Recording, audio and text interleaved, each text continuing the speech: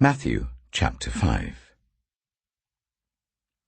Now when Jesus saw the crowds, he went up on a mountainside and sat down. His disciples came to him, and he began to teach them. He said, "Blessed are the poor in spirit, for theirs is the kingdom of heaven. Blessed are those who mourn, for they will be comforted. Blessed are the meek, for they will inherit the earth. Blessed are those who hunger and thirst for righteousness, for they will be filled. Blessed are the merciful, for they will be shown mercy.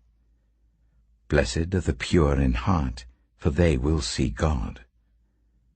Blessed are the peacemakers, for they will be called children of God. Blessed are those who are persecuted because of righteousness, for theirs is the kingdom of heaven.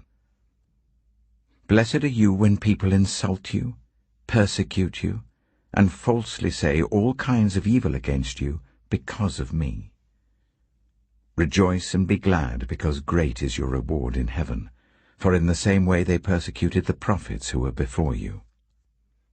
You are the salt of the earth. But if the salt loses its saltiness, how can it be made salty again? It is no longer good for anything except to be thrown out and trampled underfoot. You are the light of the world.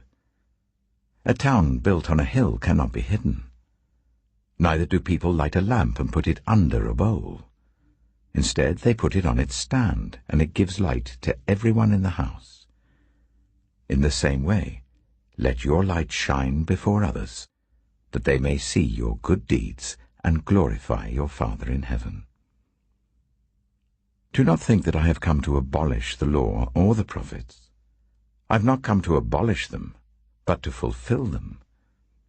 For truly I tell you, until heaven and earth disappear, not the smallest letter, not the least stroke of a pen, will by any means disappear from the law until everything is accomplished.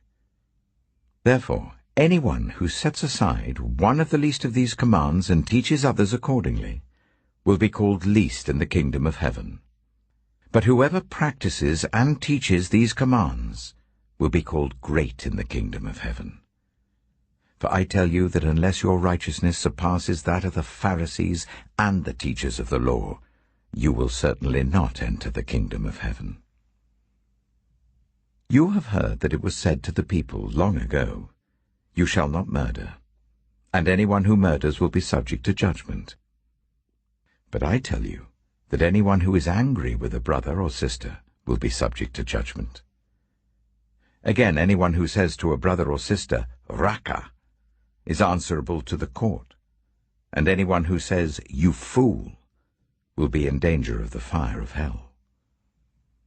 Therefore, if you are offering your gift at the altar and there remember that your brother or sister has something against you, leave your gift there in front of the altar.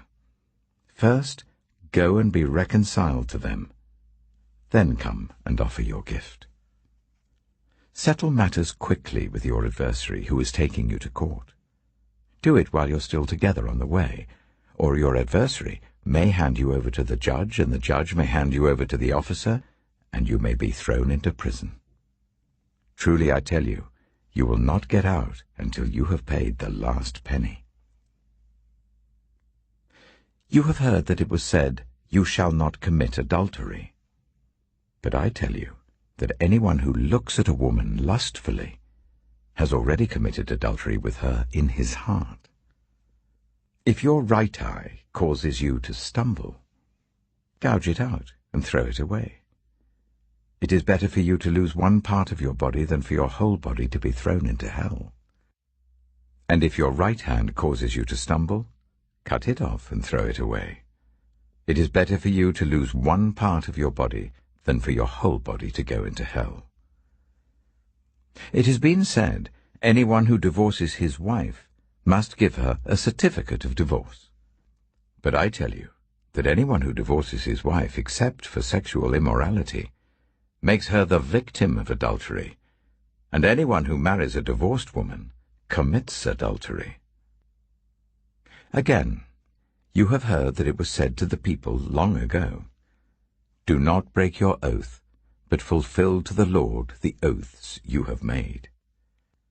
But I tell you, do not swear an oath at all, either by heaven, for it is God's throne, or by the earth, for it is his footstool, or by Jerusalem, for it is the city of the great King. And do not swear by your head, for you cannot make even one hair white or black. All you need to say is simply yes or no. Anything beyond this comes from the evil one. You have heard that it was said, "Eye for eye and tooth for tooth." But I tell you, do not resist an evil person. If anyone slaps you on the right cheek, turn to them the other cheek also. And if anyone wants to sue you and take your shirt, hand over your coat as well. If anyone forces you to go 1 mile, go with them 2 miles. Give to the one who asks you, and do not turn away from the one who wants to borrow from you. You have heard that it was said, "Love your neighbor and hate your enemy." But I tell you, love your enemies and pray for those who persecute you, that you may be children of your Father in heaven. He causes his sun to rise on the evil and the good, and sends rain on the righteous and the unrighteous. If you love those who love you, what reward will you get? Are not even the tax collectors doing that? And if you greet only your own people, what are you doing more than others? Do not even pagans do that? Be perfect, therefore, as your heavenly Father is perfect.